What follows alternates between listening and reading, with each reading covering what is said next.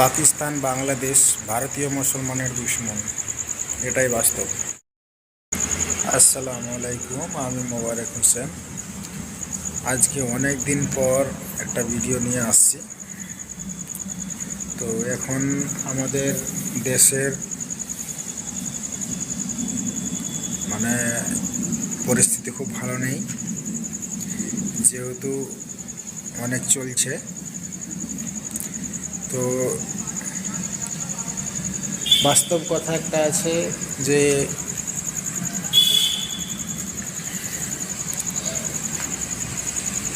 বলে না যে ছাতুর সাথে ঘন পিষা যায়, ছাতুর সাথে ঘন পিষা যায়, কথাটা বাস্তব। তো এখন জানি না কথাটা কীভাবে যে বলবো মানুষের সামনে, কিন্তু এটাই আছে বাস্তব, এখন বুঝতে পারছি আর কি।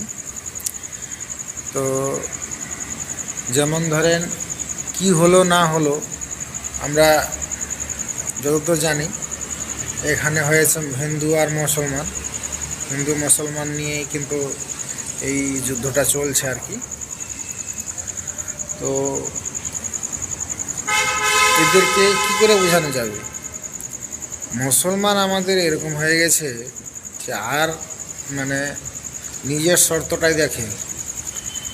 এখন ছাত্র সাথে যে ঘন পেশা যাবে সেই জিনিসটা যদি চিন্তা ভাবনা করে তাহলে তো এগুলো হবে না। এখন আমাদের এখানে দেখেন, আমরা ভারতে কতগুলো মুসলমান আছি, আর আমরা ভারত দেশটাকে স্বাধীন করেছি হিন্দু মুসলমান সবাই মিলে, যেহেতু আমাদের সবার সমান অধিকার। কিন্তু এখানে পাকিস্তানের জঙ্গিরা যারা আছে, তারা যদি মনে মনে চিন্তা ভাবনা করে একটা হিন্দু রাষ্ট্র এটাকে উড়িয়ে দেব গুড়িয়ে দেব, তো গুড়িয়ে দেব করলে এখানে কিন্তু আমরাও মুসলমান আছি, শুধু যে হিন্দুর ক্ষতি হবে সেটা না, আমাদেরও ক্ষতি হবে। তো এইটাই একটা চিন্তা ভাবনা করে বলছি। আমরা বাস্তব কথাটাকে কিন্তু মানুষ ভুলে যায়, আর ভুলে গিয়ে এগুলো করছে। তো এখন যদি কোনো একটা কিছু হয়ে যায় তাহলে তো শুধু তো হিন্দু যাবে না, আমরা মুসলমান সবাই যাব।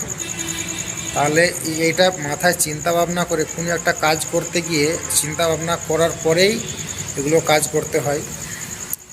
তো ওই জন্য বলি যে আমরা কোন সমাজে বাস করি, এখন আমরা যে বাস করি কোন সমাজে বাস করি, সমাজটা আমাদের এমন হয়ে গেছে যে শুধু নিজের শর্তটাই দেখছে, বাকি অন্যর দিকে কেউ দেখছে না। আজ আমরা ফিলিস্তিনের জন্য একটা মুসলমান কান্ট্রি ওখানে ধ্বংস হয়ে গেছে, আমরা সবাই যতগুলো মুসলমান আছি সবাই আমরা ওর জন্য অনেক মিছিল করেছি, অনেক কিছু করেছি আমরা, যাতে দেশটা রক্ষা পাই।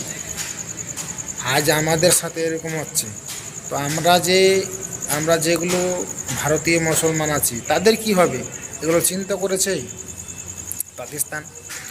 আজকে বাংলাদেশ বলছে যে আমরা পাকিস্তানের সাথে একজোট হয়েছি বা কী করেছি, কিন্তু বাংলাদেশিরা কি জানে যে মুসলমান কতগুলো আছে?